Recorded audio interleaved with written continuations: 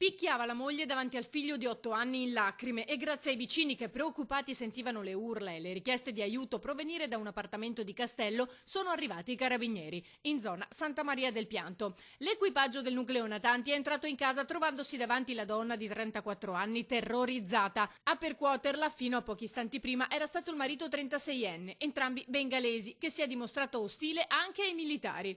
La donna è stata portata col figlio al pronto soccorso per gli accertamenti sanitari, prognosi di 5 giorni per le contusioni, mentre il figlio era illeso. Poi nella caserma di San Zaccaria, nella stanza dedicata alle audizioni delle donne vittime di violenza. Era in uno stato di forte stress emotivo, ma si è lentamente tranquillizzata e quindi ha denunciato l'aggressione subita dal marito, precisando che già in altre occasioni aveva subito percosse da lui e maltrattamenti. Informato il magistrato di turno, l'aggressore, che aveva già precedenti per maltrattamenti, è stato arrestato e portato in carcere.